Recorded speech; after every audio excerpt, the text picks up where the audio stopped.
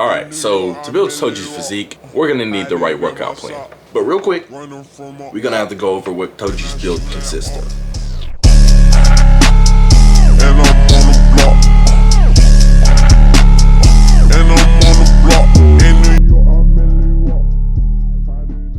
So you can see that Toji has very prominent arms with well sculpted shoulders. His biceps have a lot of volume along with his forearms. Moving on to Toji's back, it's very wide and thick.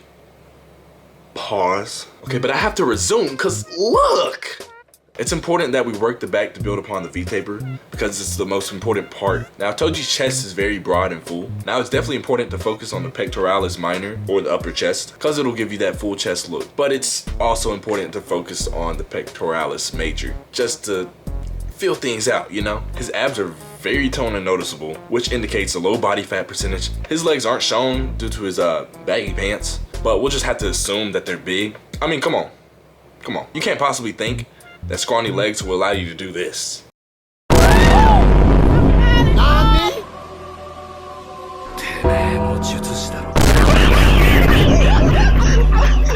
So the question leads up to what workout plan will work. The most optimal plan I found to work is the upper lower split. Firstly, it hits every muscle group twice a week, which is optimal for muscle hypertrophy. Muscle hypertrophy is the growth process that your muscles go through to adapt to what you're lifting. Toji's muscles are prominent, hence why focusing on muscle hypertrophy is important. Now when it comes to sets and reps, what works best in my opinion is one warm-up set for your compound lifts. So basically your workouts that use more than one muscle group, such as your squats or bench press. And then 2 sets of 8 to 10 reps. Then for your isolated exercises, you'll just do 2 sets of 8 to 10 because your muscles are already warmed up. So it's kind of set up like this chart right here. I'm also doing the split because it's less time consuming and I'm in college while trying to make YouTube content. Being in the gym all week on top of editing and school would just be too much to hassle with, and I know I'd get behind. So the first exercise I will be doing is lat pull downs for the lat development. While you're doing the workout, think about pulling with your elbows down to the ground and keep your chest up. Next will be the incline chest press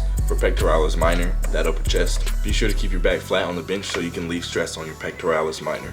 Alright, next I'll do a variation of a row, whether it be T-bar row or seated rows. Be sure to squeeze at the top or at the peak contraction of your muscles. Next I'll do a shoulder press exercise.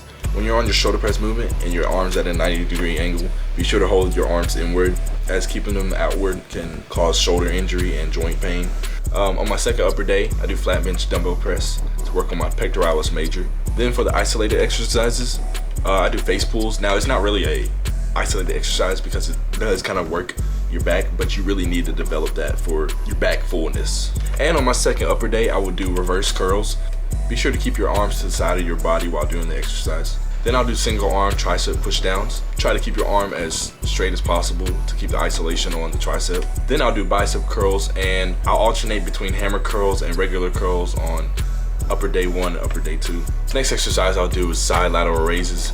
This is good for that side delt development. Now I'm not the best at side lateral raises, but what's helping me out and what's helping me learn is thinking about nudging somebody, you know, with your elbow.